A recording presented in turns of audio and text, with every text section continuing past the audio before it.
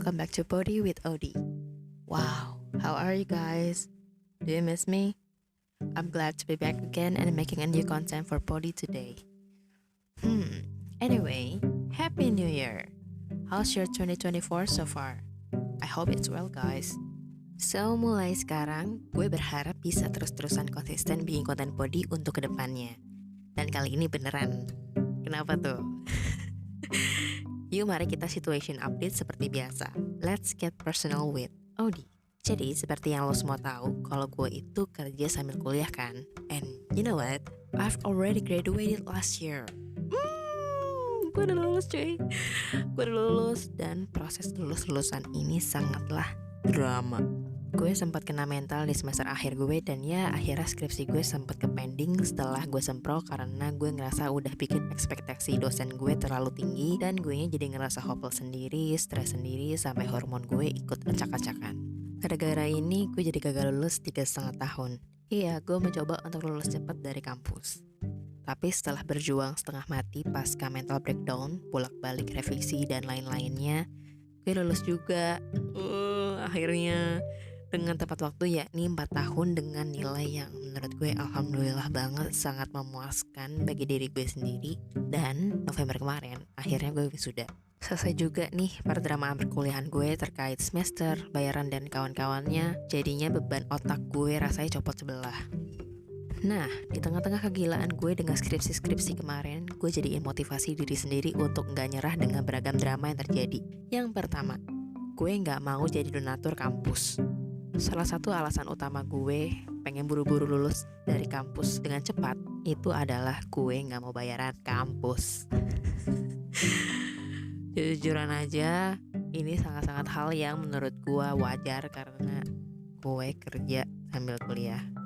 Gue bayar sendiri untuk kuliah gue dan gue ngerasa kayak ya Allah, ini kok kayaknya bayaran gak kelar-kelar ya.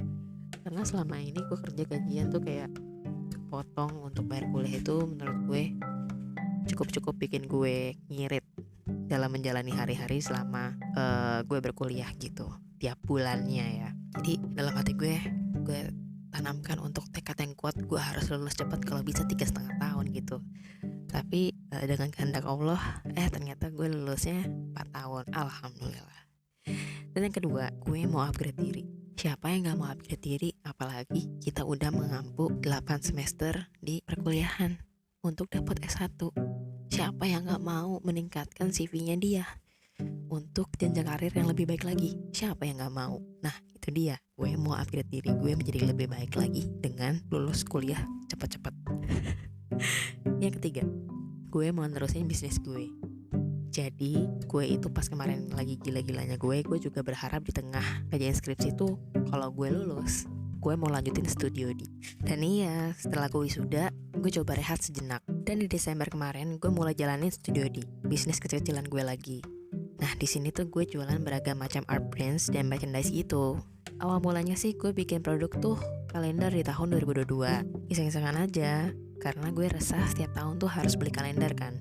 Dan nyari yang bentuknya atau desainnya sesuai dengan apa yang kita pengen tuh susah ya Wak. Kadang ketika udah nemu yang sesuai, yang lucu, yang gemes, tapi harganya gak sesuai gitu, akhirnya gue mikir, daripada beli kenapa gak bikin sendiri. Nah akhirnya gue bikin tuh. Pas udah bikin sendiri dan gemes sendiri sama hasil sendiri, kenapa gak gue coba jual aja ya ke orang lain. Gue mikir lagi, siapa tahu ada yang suka dan mau punya juga gitu kan. Dan ternyata setelah gue pasarin dari mulut ke mulut alias ke teman sendiri, for your information, karena gue basicnya emang gak suka jualan ya gengs, jadinya gue pasarinnya ke teman-teman gue dulu. Nah ternyata tuh ada yang beli. Nah di sini nih, dimulai dari situ deh alasan gue mulai jualan dan berujung gue suka jualan. Nah di Desember kemarin juga akhirnya gue launching produk baru, yaitu lagi-lagi timingnya pas juga ya dengan tahun baru. Gue buka PO kalender lagi. Ya kedepannya sih gue pengen buat macam-macam produk baru. Semoga gue istiqomah, konsisten untuk terus jualan dan ngembangin bisnis gue. Amin. Itu dia alasan kenapa mulai sekarang gue mau mulai konsisten untuk terus buat konten podcast di Podi. Gue udah lulus, jadi kewajiban gue yang lumayan besar itu pun ikutan selesai juga kan.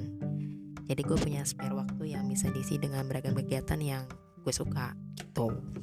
Nah itu aja, kita cukupkan situation update yang panjang ini ya Wak. Mari kita ngobrol-ngobrol dikit nih untuk membuka di konten awal tahun 2024. Jadi New Year, tahun baru, biasanya identik dengan resolusi baru, harapan baru, goals baru juga, ya kan? Biasanya tagline awal tahun baru tuh New Year, New Me, gitu kan? Tahun baru, diri gue yang baru. Yang artinya di tahun baru akan ada perubahan baru juga gitu dalam diri sendiri. Mungkin hobi baru, progres baru yang terkait dengan kehidupan yang lebih personal gitu. Nah untuk gue di tahun ini tagline yang akan gue bawa adalah New Year, Old Me, New Year, Same Me. Apaan tuh maksudnya di? Jadi gini loh, jadi jangan hanya karena ini tahun baru kita tuh harus menjadi seseorang yang baru juga gitu. Lah, terus gimana? Bisa gak sih kita punya goals baru, hobi, ataupun ketertarikan akan hal baru di tahun yang baru juga kalau kita gak bikin diri kita menjadi sesuatu yang tanda kutip baru? Jawabannya adalah ya bisa banget dong, bisa banget lah. Tapi yang akan di-highlight dari tagline baru ini adalah lu tuh gak harus menjadi diri lu yang baru, tapi buat diri lu yang sekarang menjadi versi yang lebih baik lagi di tahun ini. Dengan cara apa? Ya gali hal-hal di dalam diri lu yang udah lama terkubur. Kayak hobi lama lo misalnya, kesukaan, serta hal-hal lainnya.